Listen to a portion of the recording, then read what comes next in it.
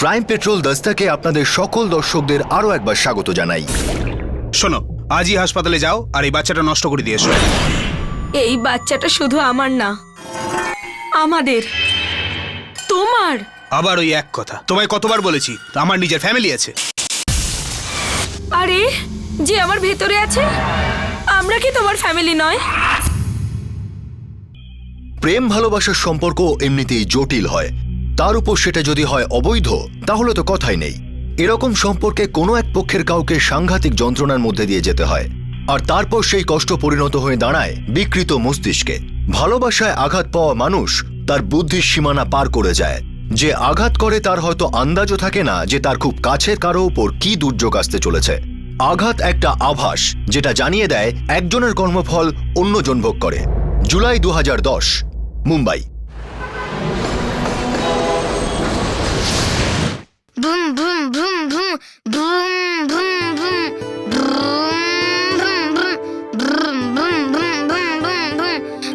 boom boom boom আদি please হইচই করো না, বাবা কাজ করছে তো। আমি চিৎকার করছি না, আমার গাড়িটা করছে। তাহলে ঠিক আছে, পরের বার এই অফিসে এই গাড়িটা আসবে না, আর তার মালিকও আসবে না কখনো। এমনিতে আমি তোমার অফিসে আসতে চাই না, তোমার অফিস খুব বোরিং, আমি বাইরে যাব। আদি বাবা কাজ করছে তো। বাবা তাড়াতাড়ি কাজ শেষ করো না। তুমি এত হইচই করলে আমি কাজ শেষ করব কি করে? তুমি ওখানে গিয়ে চুপচাপ করে বসো, আমি চট করে কাজ সেরে নিচ্ছি। তাড়াতাড়ি করো। Okay. Hi Adi. Hello Purabi aunty. Raj, শেষ পর্যন্ত এইচআর আমাদের গ্রুপ ইন্স্যুরেন্সের কন্ট্রাক্ট দিয়ে দিয়েছে। This is a good news Purabi. বুধবার দিন মিটিং আছে আর তোমাকে ডিল সাইন করার জন্য যেতে হবে। গ্রেট, দুজনেই যাব। সরি, আমি যেতে পারবো না। কাম অন, একটা দিন তো তুমি আসতে পারো। আরে তোমার দরকার আছে ভাই। রাজ, থার্সডেতে পুনে ব্রাঞ্চ জয়েন করছি, প্যাকিং করার আছে, পার্সোনাল কাজও আছে। সো আন্টি পুনা খুব ভালো জায়গা না? হ্যাঁ, সে তো অবশ্যই। আমি তোমার সঙ্গে যাব।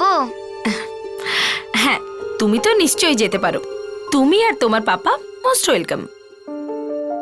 আমার বাবা তো সব সময় কাজে ব্যস্ত থাকে, শুধু আমি আর তুমি যাব। আমি সারাদিন অফিসে বসে বোর হয়ে যাচ্ছি। বুঝতে পারছি না এই হিরোকে নিয়ে কি করব। বাড়িতে বোর হচ্ছিল বলে এখানে নিয়ে এলাম, এবার এখানে বোর হচ্ছে বলছে বাইরে যাবে। ঠিকই তো বলছে, এটা আবার কোনো জায়গা নাকি? So boring. পিছে গেলে তবে তো মজা হবে, তাই না আদি? আমিও বিচে যাব। আরে না না পুরবী, ইটস ওকে, আমি সামলে নেব। আপনি করুন আপনার বোরিং কাজ, আমি আর আদি বাবু তো যাচ্ছি বিচে।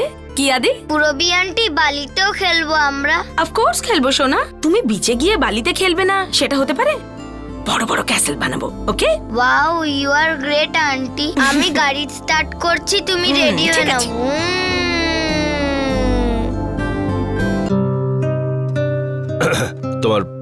তোমার কাজ শেষ হয়ে গেছে? হ্যাঁ, কখন শেষ হয়ে গেছে। এখন ট্রান্সফার হচ্ছে বলে টেবিলে আর নতুন কোনো কাজও নেই। পাম পাম। আন্টি তাড়াতাড়ি চলো, গাড়ি রেডি আছে।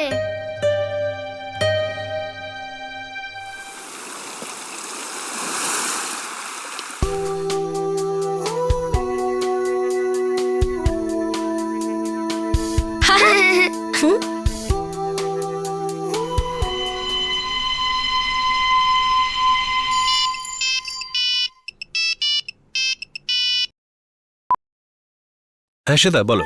আদি জ্বালাতন করছে না তো? আরে না না না, ও তো পুরবীর সঙ্গে আকসা ভিজে গেছে।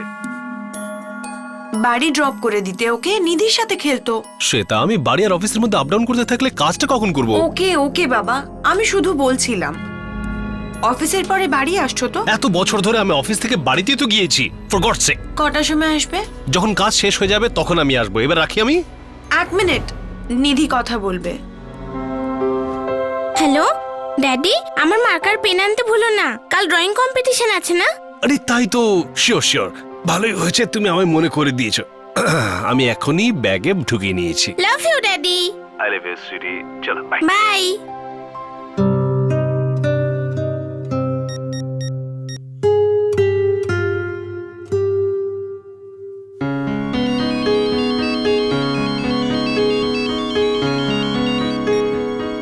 হ্যাঁ রাজ।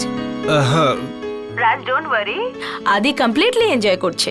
না না, আমি টেনশন করছি না, টেনশন করছে আদির মা। আর এনিওয়ে আমি আর কিছুক্ষণের মধ্যে র্যাপ আপ করছি, তো যাওয়ার পথে আদিকে বিচ থেকে পিক আপ করে নেবো। ওকে। ওকে।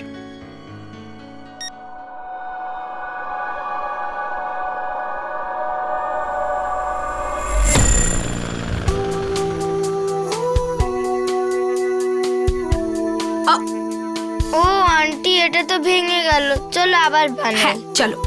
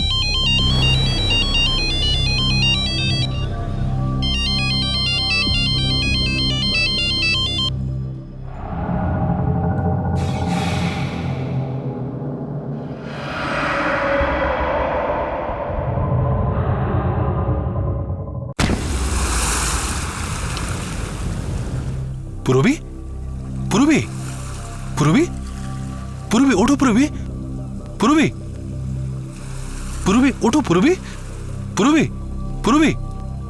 সাহেব, আমরা নৌকোতে করে এসে দেখি এই ম্যাডাম অজ্ঞান হয়ে পড়ে আছে। হ্যাঁ সাহেব, এভাবেই পড়েছিল। পুরবি, পুরবি, কে? Get up Purabi, get up, get up, ওঠো, ওঠো, ওঠো, ওঠো। আদি কোথায়?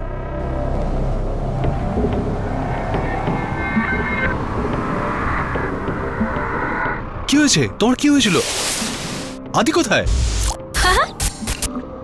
পুরবি, আমার ছেলে আদি কোথায়? কিছু তো বলো তুমি। What is Adi?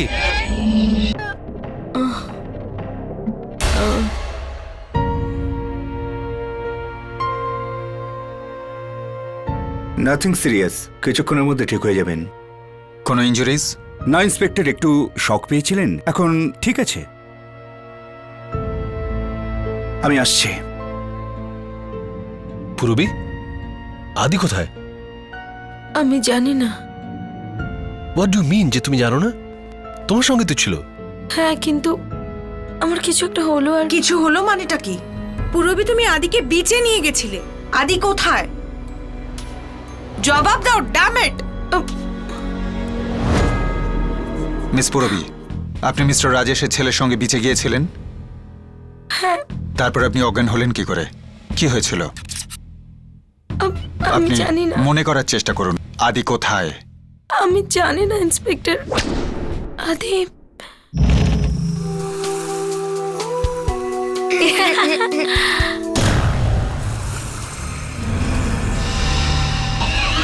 এই তো আদির একটা বড় ক্যাসেল।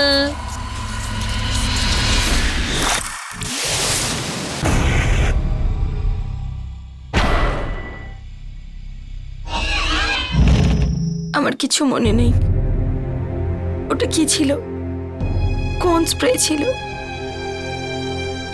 হঠাৎ করে আমার চোখের সামনে কিছু এলো, আর তারপর আমার আর কিছু মনে নেই। কিছু তো নিশ্চয়ই দেখেছেন, কোনো লোককে বা কোনো মহিলাকে। সে কি পড়েছিল বা কি বলেছিল, যা কিছু? না ইন্সপেক্টর, আমি কিচ্ছু দেখিনি। মনে হয় পিছন থেকে কেউ হাত বাড়িয়েছিল। মিস্টার রাজেশ, ওকে, আমার আপনার ছেলের লেটেস্ট পিকচার চাই।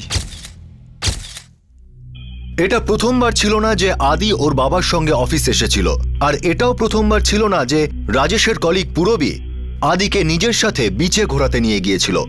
পুরবীর সাথে রাজেশ, শ্বেতা, আদি আর আদির বোন নিধির সঙ্গে ভালোই পরিচয় ছিল। তাহলে কি এমন ঘটেছিল যে আদি উধাও হয়ে গেল, আর কেনই বা উধাও হলো?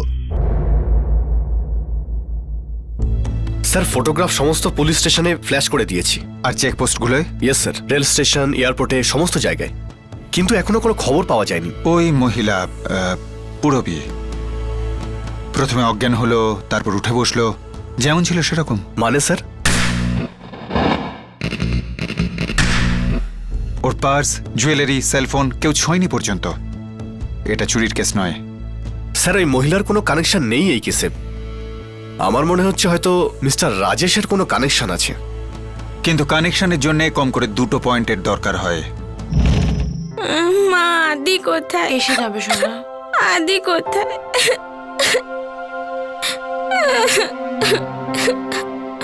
তুমি আদিকে পুরবীর সাথে পাঠালে কেন? তোমাকে আগেও কতবার বলেছিলাম না ওকে ওর সাথে না পাঠাতে।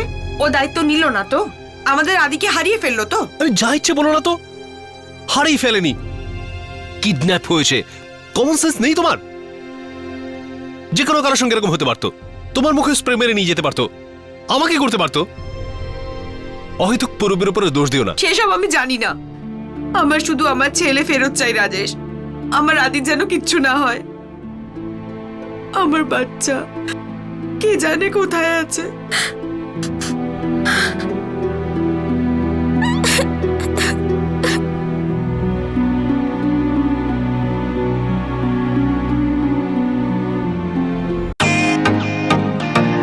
Welcome to Bitten world. How may I assist you? নতুন ফ্ল্যাটের জন্য একটা স্ট্যান্ড ফ্যান আর কুলার নেব। এই পচা গরম থেকে একটু স্বস্তি চাই। বাজার চলতে সব ব্র্যান্ড আর ভরসাযোগ্য নয়। তার জন্য তো আমাদের ফ্যান আছে, all purpose bullet table fan, ceiling fan. আমাদের সিলিং ফ্যান কিন্তু 30 মাসের ওয়ারেন্টি সহ পাওয়া যায়। আছে ফারাটা 2 বছরের ওয়ারেন্টি, 17 থেকে 20 মিটার এয়ার ফ্লো। মধ্যবিত্তের সাধ্যের মধ্যে একমাত্র ভরসাযোগ্য ব্র্যান্ড বিটেন। আমাদের কুলারের কিন্তু অনেক range, 45 litres, 50 litres, 70 litres, 90 litres, 110 litres. Honeycomb সহযোগে বিটেনের সব কুলারের ওয়ারেন্টি 1 বছর। চেনা হাওয়ায় অচেনা অনুভূতির জন্য একমাত্র আদর্শ বিটেন। গরমে স্বস্তি পেতে বিটেনের ফ্যান হোক বা কুলার, আজই আনুন বাড়িতে। Beaten, digitally yours.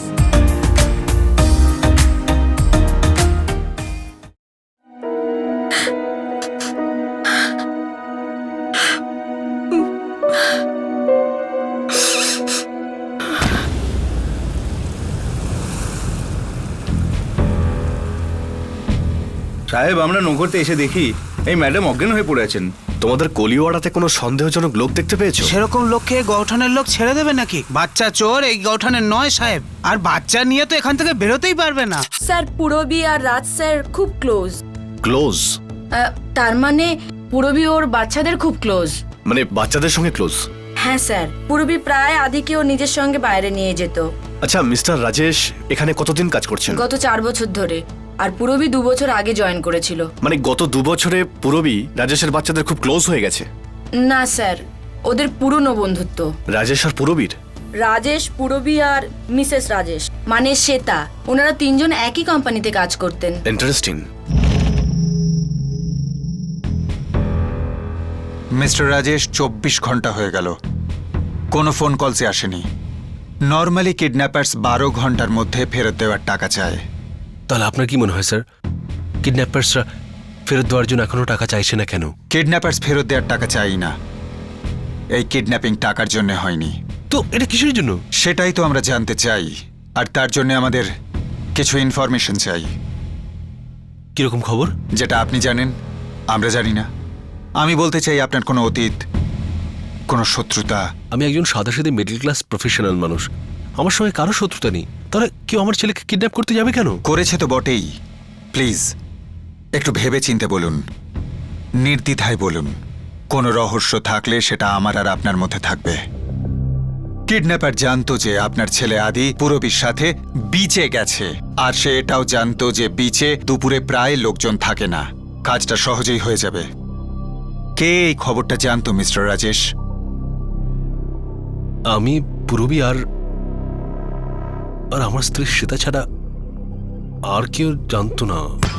আদি জ্বালাতন করছে না তো? আরে না না, ও তো আকসা বিচে গেছে পুরবীর সঙ্গে।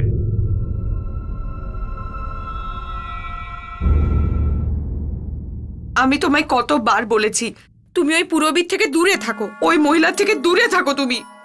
এগুলো সব ওই করিয়েছে। শ্বেতা, অহেতুক পুরবীর উপরে দোষ দিও না।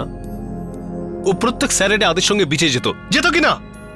আর ও আদিকে খুব ভালোবাসে, আর সেটা তুমি জানো। কে কাকে কতটা ভালোবাসে সব আমি জানি। আমি জোর দিয়ে বলতে পারি যে ও আমার সাথে প্রতিশোধ নেওয়ার জন্যই এটা করেছে। ও তোমাকে যতটা ভালোবাসে না, তার থেকে অনেক বেশি আমায় হিংসে করে। Shut up. আমার চোখের দিকে তাকিয়ে বলো, কি চলছে তোমাদের দুজনের মধ্যে? Shut up Shweta, just stop it. ভালোবাসা ছিল স্যার, গভীর ভালোবাসা। দুজনের মুখ দেখেই সেটা বোঝা যায়। স্যার 8 বছর আগে রাজেশ, পুরবী আর শ্বেতা একই ব্যাংকে কাজ করতো। কোথাকার ব্যাংকে? নাগপুরে স্যার। মানে শ্বেতা, রাজেশ নাগপুর থেকে বিলং করে? হ্যাঁ স্যার। আর পুরবী থাকে নান্দেড়ে, ওর মা বাবা ওখানেই থাকে। নান্দের, মুম্বাই, নাগপুর, এই ত্রিকোণের চতুর্থ কোণেই বাচ্চাটা কোথাও লুকোনো আছে।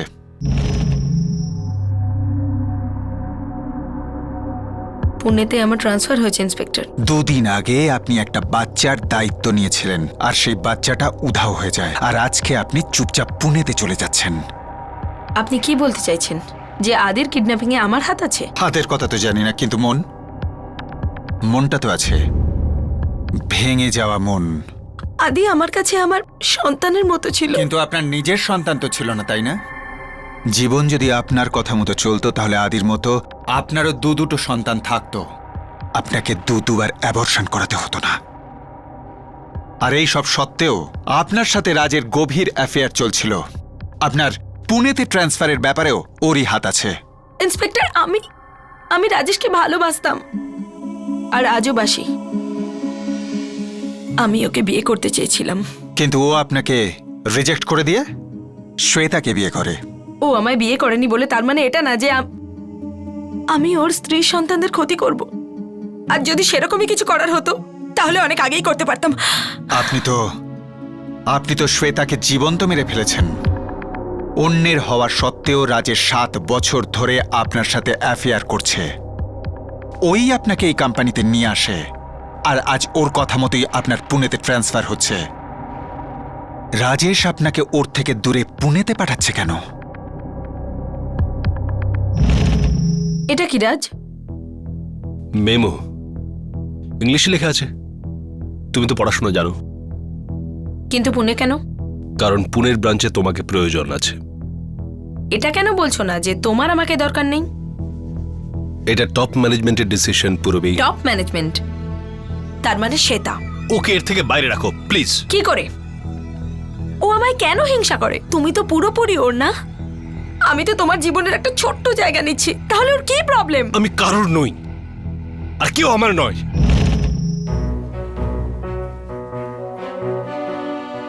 হয় আমি নইলে ও। তোমাকে চুজ করতে হবে Rajesh. I am serious. Shweta, আমি কতবার বুঝিয়েছি তোমাকে আমাদের মধ্যে কিছু নেই। ওর তোমাদের কোম্পানি জয়েন করাটাও কিছু না। তোমার কথা মতোই তো রাখা হয়েছে ওকে। কোম্পানির একজন ভালো অ্যানালিস্ট দরকার ছিল, আর পুরবী সেই জবটার জন্য একদম পারফেক্ট ছিল, তাই আমি ওকে রেকমেন্ড করেছি। আর তুমি জানো যে ও একজন থোড়া প্রফেশনাল। বেডরুমে প্রফেশনাল নিশ্চয়ই। কত চার্জ করে ও? শ্বেতা প্লিজ। ওকে আমাদের জীবন থেকে বার করার আগে নিজের অফিস থেকে বের করে দাও রাজেশ। যদি ও তোমার অফিস থেকে না যায় তাহলে আমি বাচ্চাদের নিয়ে আলাদা হয়ে যাচ্ছি। শ্বেতা, কি বাবা, কিছু বলছো তুমি? হয় আমি নইলে ও। রাজ, তুমি নিজে স্বীকার করেছিলে যে শ্বেতাকে বিয়ে করাটা তোমার একটা ভুল ছিল। তুমি সব সময় শুধু আমায় ভালোবেসেছো, আর আজও ভালোবাসো। আমি সব থেকে আমার বাচ্চাদের ভালোবাসি, আর ওদের জন্য আমি। পুরবী, তুমি পুনে ট্রান্সফার অ্যাকসেপ্ট করে নাও। আমাদের দূরে থাকা দরকার। সবকিছু তুমিই ডিসাইড করবে, তাই না? কবে বিয়ে, কবে অ্যাফেয়ার, কবে পুনে। আমার তো কোনো গুরুত্বই নেই। আরে ভাই, ট্রাই টু আন্ডারস্ট্যান্ড। শ্বেতা বাচ্চাদের থেকে আমাকে দূরে করে দেবে। তুমি বুঝবে না যে বাচ্চাদের থেকে দূরে থাকলে কিরকম লাগে। একদম ঠিক বলেছো তুমি। আমি কি করে বুঝবো যে বাচ্চাদের থেকে তো? কিন্তু তুমি ভুলে যাচ্ছ যে তোমার 2টো বাচ্চার জন্য আমি 2বার অ্যাবর্শন করিয়েছি। তুমি আমাকে হেল্প করার বদলে আমার অসুবিধাগুলোকে আর বাড়িও না। আমি তোমার সামনে হাত জোড় করছি, প্লিজ পুনাতে চলে যাও, প্লিজ।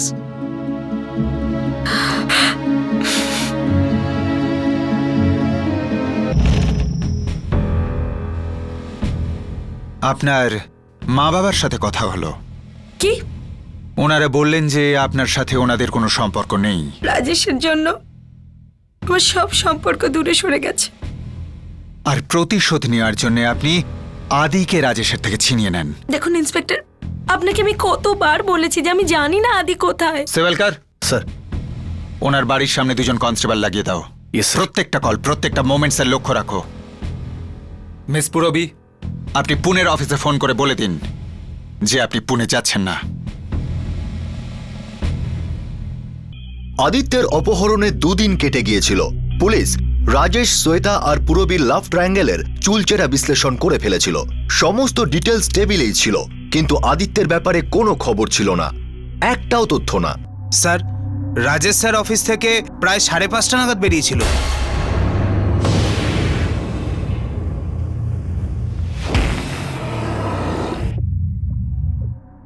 আমি পাপাকে আমার জন্য স্কেচ পেন আনতে বলেছিলাম।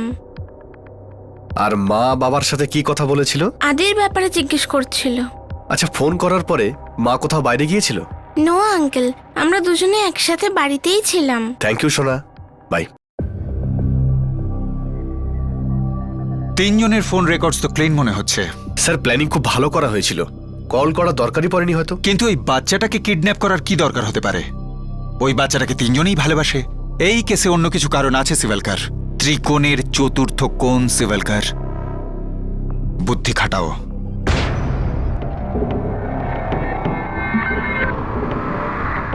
স্যার, ওই যে আনক্লেম ব্যাগটা আছে পরশু থেকে এখানে পড়ে আছে। এখনো পর্যন্ত কেউ ওটা নিতে আসেনি? না স্যার, কিন্তু ওই ব্যাগটা থেকে খুব দুর্গন্ধ বেরোচ্ছে। কি দুর্গন্ধ বেরোচ্ছে! তুমি আমার আগে বলোনি কেন?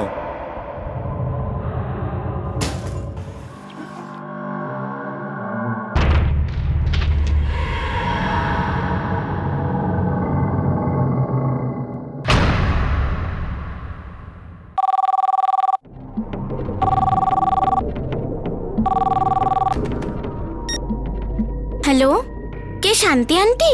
সোনা, মাকে ফোনটা দাও তাড়াতাড়ি। 1 মিনিট। মাম্মা, শান্তি আন্টি ফোন করেছে।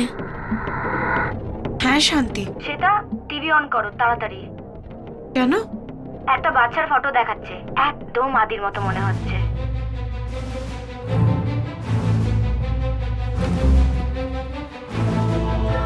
আমার অ্যাটেন্ডেন্ট বললো যে ব্যাগ থেকে খুব দুর্গন্ধ বেরোচ্ছে, আর তাই আমরা ব্যাগ খুলে দেখি যে ব্যাগের ভেতরে একটা বাচ্চার লাশ। নাগপুর পুলিশ এখনো পর্যন্ত এই বাচ্চাটার কোনো আইডেন্টিফিকেশন করেনি। এই বাচ্চাটা ইয়েলো কালারের টি শার্ট আর ডেনিমি হাফ প্যান্ট পরে আছে। যদি কেউ এই বাচ্চাটার ব্যাপারে কিছু জানতে পারে তাহলে সে যেন পুলিশকে তক্ষুনি এই নাম্বারে কল করে।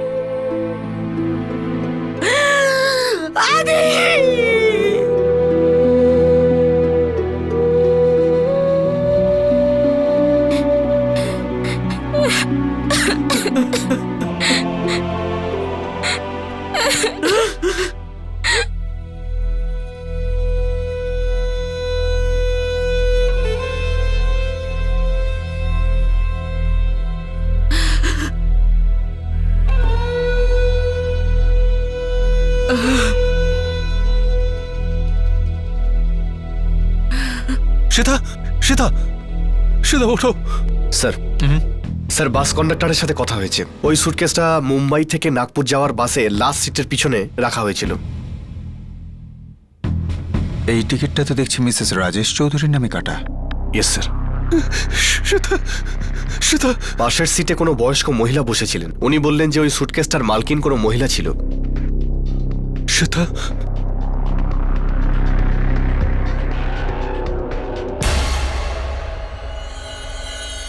ও আন্টি, আন্টি, এই ব্যাগটা আপনার? আরে না রে বাবা, একটা মহিলা ছিল, নাসিকেই নেমে যায়, বলে গেল যে ব্যাগটাকে দেখতে, কিন্তু ফিরলই না। আমি ঘুমোচ্ছিলাম, যখন চোখ খুলে দেখি যে গাড়ি নাসিকের থেকে দূরে বেরিয়ে গেছে। আপনি ড্রাইভার বা কন্ডাক্টরকে বলেননি? আমি বললাম না সাহেব, আমি গভীর ঘুমেছিলাম। আমার মনে হলো যে ও ফেরত এসে গেছে হয়তো, অন্ধকারও ছিল, আমি ঘুমিয়ে পড়ি। এদের 2 জনের মধ্যে কেউ ছিল?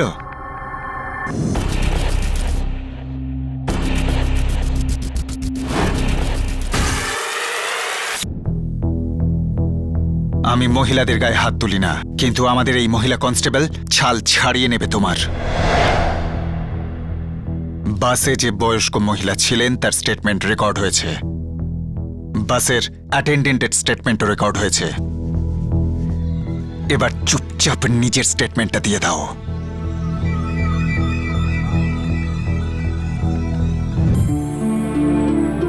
আন্টি, এই ক্যাসেলটা এত স্ট্রং করব যেটা কোনোদিনও ভাঙবে না। আমরা ফিরে এলেও এটা এখানে থাকবে। রাজ প্লিজ আমার পুনে ট্রান্সফার আটকে দাও। দেখো রাজ, আমি যদি ওখানে চলে যাই তাহলে এত বছর আমাদের মধ্যে যা কিছু ছিল সব নষ্ট হয়ে যাবে। রাজ দেখো, রাজ আমরা 7 বছর আগেই আমরা আমাদের গোল্ডেন অপরচুনিটি নষ্ট করেছি, আর আমি চাই না যে আবার আমরা সেই ভুল করি। প্লিজ রাজ, রাজ আমিও সংসার করতে চাই তোমার সাথে। That's impossible. তুমি জানো আমি আমার বাচ্চাদের জীবন নষ্ট হতে দেখতে পারবো না। কি বললে? হ্যাঁ, তুমি নিজের বাচ্চাদের জীবন নষ্ট হতে দেখতে পারবে না? আমার জীবন, আমার জীবনের কি সেটাকে নিজের হাতে নষ্ট? আমাকে বোঝার চেষ্টা কর পূরবী। আমি আমার বাচ্চাদের জীবন নষ্ট হতে দেখতে পারবো না। আমি আমার বাচ্চাদের জীবন নষ্ট হতে দেখতে আমি আমার বাচ্চাদের জীবন নষ্ট হতে দেখতে পারবো না। তাহলে ওই স্প্রের গল্পটা পুরোপুরি মিথ্যে? হ্যাঁ, মিথ্যে ছিল। আমি আদিকে আমার সাথে বাড়ি নিয়ে যাই।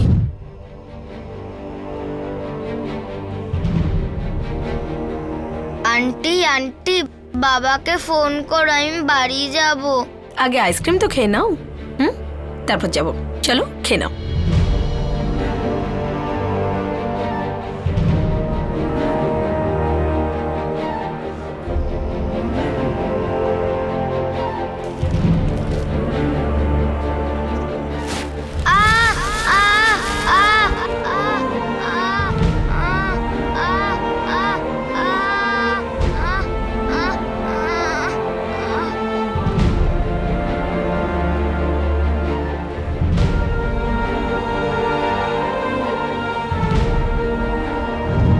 ওই ছোট্ট প্রাণটা খুব তাড়াতাড়ি ছটফট করে বন্ধ করে দিয়েছিল।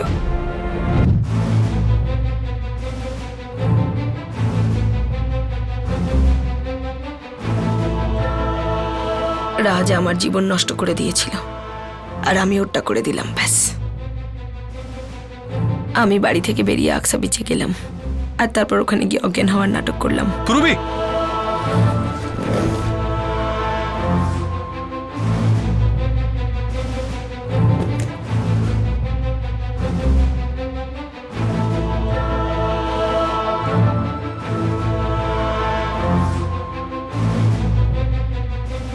নাথিং সিরিয়াস, কিছুক্ষণের মধ্যে ঠিক হয়ে যাবেন। পরের দিন যখন আপনারা চলে গেলেন, আমি আদিকে নিয়ে নাগপুরের জন্য বেরিয়ে যাই, আর ওই ব্যাগটা আমি বাসে রেখে দিই। আর তোমার মনে হলো যে তোমার এই জঘন্য অপরাধ কোনোদিন ধরা পড়বে না? সত্যি কথা বলতে গেলে আমি ধরা পড়ে গেছি বলে আমার কোনো দুঃখ নেই, কিন্তু রাজ আমায় সারা জীবনের জন্য যে কষ্ট দিয়েছিল আমি সেটাই ওকে রিটার্ন করতে চেয়েছিলাম। ব্যাস।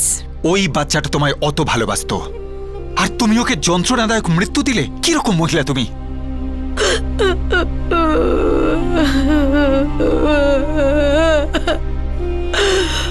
ওঠো, চলো ওঠো।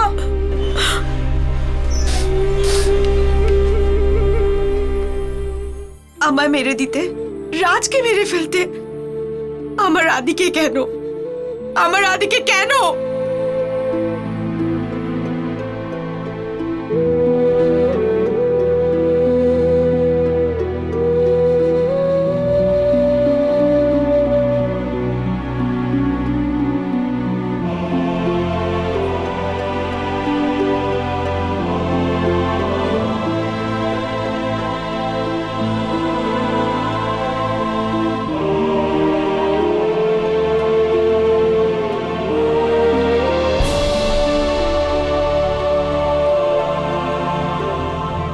এই কেসটা যখন শুনানি হলো, পূরবী তখন নিজের বয়ান সম্পূর্ণ পাল্টে ফেলে।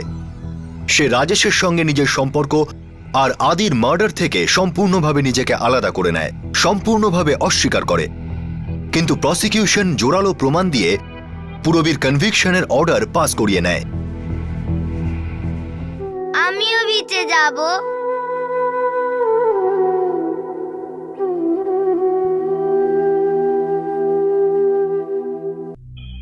2011 জুনে পুরবীকে যাবজ্জীবনের শাস্তি শোনানো হয়। পুরবী এই জাজমেন্টের বিরুদ্ধে আদালতে আবেদন করে। এক্সট্রা ম্যারিটাল অ্যাফেয়ার নিজেই একটা করাঘাত হয় যে অপরাধ হতে চলেছে। যখন পুরবীকে প্রথম অ্যাবর্শন করাতে হয়েছিল তখন সেটাই অপরাধের জোরদার ইঙ্গিত ছিল যে এই অ্যাফেয়ার ঠিক নয়, এটাকে থামিয়ে দেওয়া উচিত। আর যখন শ্বেতা রাজেশকে অ্যাফেয়ার বন্ধ করতে বলেছিল তখন সেটাও ছিল অনেক বড় আভাস যে অনেক হয়েছে। করাঘাত শুনেও শোনা হয়নি। অ্যাফেয়ারের চাপে বুদ্ধি নষ্ট হয়ে যায় আর বলি হয় 5 বছরের একটা বাচ্চা। আপনি আর আমরা মিলে অপরাধ আটকাতে পারি। আবার দেখা হবে। নিজের খেয়াল রাখবেন, সুরক্ষিত থাকবেন। জয় হিন্দ।